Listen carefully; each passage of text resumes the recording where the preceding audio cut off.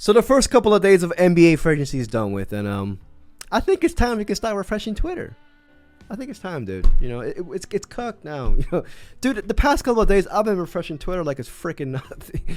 I've been bringing in my phone while I'm showering and shit. The fuck, I don't care. The fuck. After the first couple of days, there's been two teams that's been standing out from the rest of the pack regarding their free agency moves and everything they've done so far, and I felt compelled to make this video. The two teams, in my opinion, are the Houston Rockets and the Atlanta Hawks. One from each conference. So in this video, I'm gonna break it down. I'm gonna break it down. But yeah, if you enjoyed this video, please like and subscribe. I would truly appreciate it.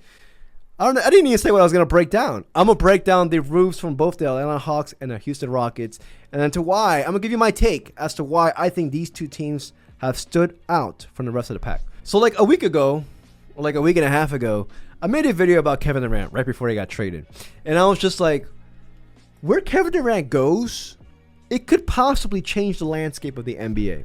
Now, I wasn't as descriptive because what I meant was not Kevin Durant himself, because he's 37 years old. I'm talking about the team that gets him will obviously be in a win now mode, that they can do other moves around Kevin Durant and around their already existing team that could possibly take this team over the hump. Because honestly, Kevin Durant, I don't think he has that anymore. Like, even though he had a great season last year, and I'm gonna read to you the stats, you know, he's no longer that alpha dude. You know, I don't think he ever. I mean, to each their own. I know Kevin Durant. You know, I know you say Kevin Durant's name and people get, you know, freaking start bumping heads. But I'm more in the mold of just like, okay, I don't think he was ever the guy who wanted to be the it guy. He wanted to be just out on the side, just say, hey, can you know, measure my ring finger. I'm wasting time. But anyways, initially the Rockets didn't even give up that much, honestly. Like, the Suns were holding out for more, but they didn't get that much because, well, they had no leverage. You know, the Rockets, you know, they gave up basically Dylan Brooks, Jalen Green, and 4 second-round picks, and obviously the 10th overall pick. But this is the guy, Kevin Durant, who averaged, you know, 27 points, 6 rebounds, and 4 assists last year on shooting splits of 53, 43, and 84. Not bad. Not bad. Granted, I don't think Kevin Durant has much left in his tank, honestly. He probably has maybe a year and a half of good basketball left, maybe 2 years. You know, so they got Kevin Durant for the cheap. They didn't give up the dudes, Amen Thompson, Jabari Smith Jr., sorry, Parker. You know, they even, Şengün, obviously. Şengün, big fan. They still have Reed Shepherd, Ken Whitmore, you know, Tari Eason. They got a nice pieces. They got a nice, they already had a nice team, a really solid team before then. You know, but like now they're adding a guy, basically replacing Jalen Green, who was very ineffective in the playoffs, with a guy who gave you 27 points last year on great shooting splits. We all saw that the Rockets couldn't score in the playoffs at all. Now they got one of the best scorers. Granted, again, 37 years old, so we don't know yet. But, you know, what they did do, besides adding on Kevin Durant, is they got also Fred VanVleet back. They signed him to a 2-year, $50 million deal, which is awesome. Fred VanVleet, like at one point in the playoffs, watching him play, I was just like, maybe they can use an upgraded point guard, but he kind of fits. He fits the Houston Rockets mold because not only is he out there, like he's a great leader for the young bucks in that team, and there's so many great young bucks. Like to me, like Amen Thompson, like he's on the verge of becoming a star, man. Like Şengün's already a star, but like Amen Thompson, like. I'll get to him later, but still, damn, did I just really sigh at this dude? Anyways, they also signed Dorian Finney-Smith, stole him from the freaking Lakers. A little bit weird because, you know, the Finney-Smith, Luka Doncic connection, but I don't know. Gave him pretty much a 4-year, $53 million deal. Not that bad for one of the best 3-and-D players over the years. Recently also, because apparently Finney-Smith, he shot 40% from the 3 last year, which is the first time in his 9-year career. We already know what he offers on the defensive end. Ime Udoka. And then apparently Clint Capella's back in town. Clint Capella, that to me is just like, all right, they already re-signed Steven Adams, but Clint Capella, like, we all saw the lineup of Steven Adams and Şengün in the playoffs, which pretty much saved them in certain games against the Warriors. It just got me wondering, is there like another move in the making? Why? I mean, Clint Capella, yeah. I don't know. But anyways, the Rockets kept their team intact. They added pieces surrounding them. And I don't think they're done. I am super bullish on the Rockets this year.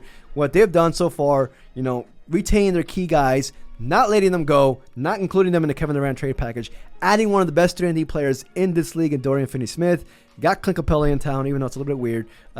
And now they're basically banking on a second-year development or, another year development for the Young Bucks, which is most likely going to happen, especially with Amen Thompson, who reminds me, I feel like he can be probably a bigger Russell Westbrook. Re-signed Jabari Smith Jr., got him down for 5 years, 122. Jay Sean Tate, Jeff Green's back. I think this team's a top 3 team in the West. Again. Yeah, in the West. Top 3 team in the West is basically top 3 team in the NBA. And then we go over to my second team, the Atlanta Hawks. Now, the Hawks, in my opinion, the Porzingis trade. Now, we all know with Porzingis, his main thing is availability. When he's on the floor, when he's on the court, he's one of the best. Yeah, I'll say one of the best centers in the NBA. But his availability, it scares me. It does. It really does. They didn't give up that much. They traded a number 22 overall pick this year for Kristaps Porzingis. But in the midst of that, they also got another trade. The Pelicans traded an unprotected first-round pick of the Bucks next year in the trade up to get Derek Queen. I don't know what the hell Joe Dumars was thinking, but the Hawks kind of fleeced them. They fleeced them. They got an unprotected first-round pick next year and a heavily strong, heavily recruited draft class. I wouldn't be surprised if that's a pick that, I don't want to say it, but I wouldn't be surprised if it's a lottery pick. The Pelicans out in the West, and then the Bucks with Giannis now apparently disgruntled that they waived Damian Lillard. I don't understand that move. I don't understand. Even though I love Derek Queen, I want him to come to the Wizards. It doesn't make any sense. You're possibly mortgaging your future for this one pick. It doesn't make any sense. But the Hawks could be great beneficiaries of that trade. And then also, they got Nickeil Alexander-Walker, who's one of my favorite players in this league. Added Luke Kennard, great three-point shooter. They already had pieces on their squad. They're loaded at the wing.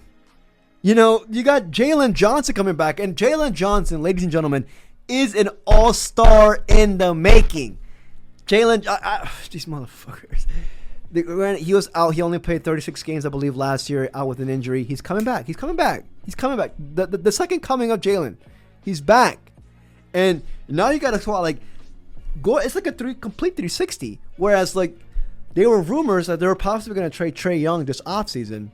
Now, they see the East wide open with the Tyrese Halliburton injury, God bless, and then, the Jason Tatum injury, God bless.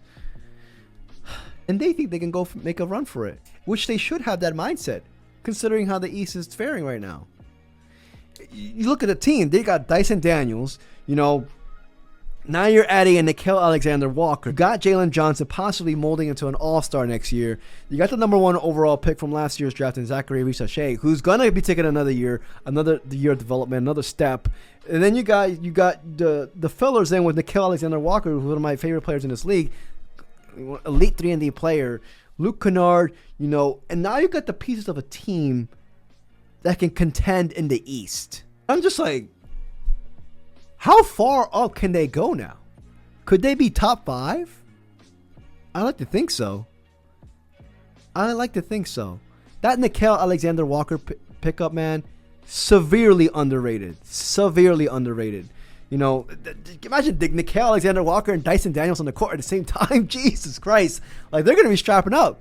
My main concern is the Porzingis thing. We all know he's great when healthy, but he's just not that healthy all the time. He's just not. He's not. I'm not saying he's fat. He's not fat. The fuck, look at him. But he's just if he stays healthy, I say top 5, stamped in the East. Man, this team, right? Not only are they positioning themselves to win this upcoming year, but with the next year's draft and the unprotected pick that they possibly have from the Pelicans or the Bucks, they could be adding another integral piece to that team next year. So, now all of a sudden things change with Trae Young, where now I'm just no, dude. If I'm Trae, I wouldn't mind staying for another year and, seeing where things go, considering that they have really nice young pieces now on the roster. It's the NBA, man. Things could go from 0 to 100 like this, and I feel like the Hawks have done that. Kudos to the Hawks, man. Yeah, kudos to the Hawks. But yeah, man, let me know what you guys think. I don't know. I feel like those two teams are the winners so far. But who knows? But yeah, man, if you enjoyed this video, please like and subscribe. I truly appreciate it. Till next video, peace, y'all.